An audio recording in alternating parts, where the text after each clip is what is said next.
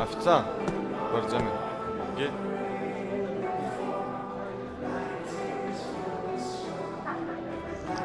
Salam.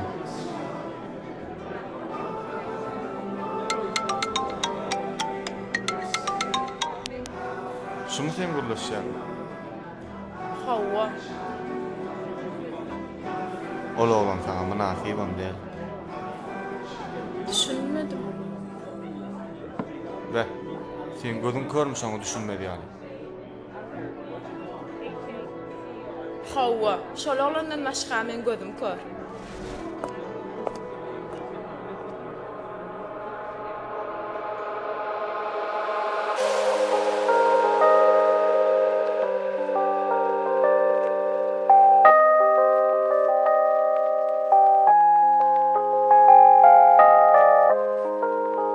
Owadan gürlemek üçin, owadan akıl gerek.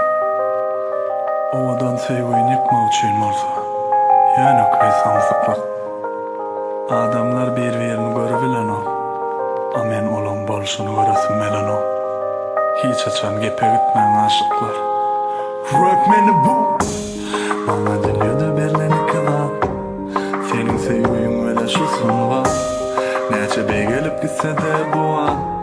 Seni söýüşini hiç unutma. Nem üçün hemme değer etniyem. Men arada bir derek vakti gelir barını diye. Siz yalı gepime çek kepek söyünüm men sana söýüp dolu vaktimde. Ananıp bilýän sen öz gölürüň aýdanna. Men ýalňyşym bolup senem gözlerime aýdanda. Saklap bolur bardady edil şolmaýmyzy. İşlady uzaklaşdyrma özüňe asla. Söýýän adamyň bir diye bolmaz taşla. Diýmek ýeňil bary gutorly koşgan ýöne beýtmeň baryny soňy puşman.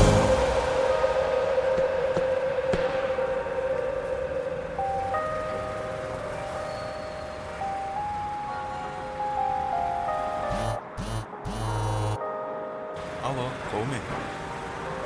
Ervet däl. Näme işleýän? İşin bolmasyn. Menem töwereňiz dedim laý bir men daýnana çaýda.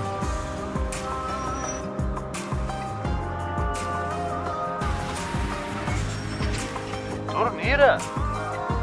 Gidäýde şutaýdan asla seni göresim gelenok. Näme boldy? Yanlarıma sevgi, başkalarıma beni. Sen deyip çıktın var dünyanın derdini. Eğer bir gün koysam, koyarım sevgi. Şonda da yüreğim horar bir sevgi.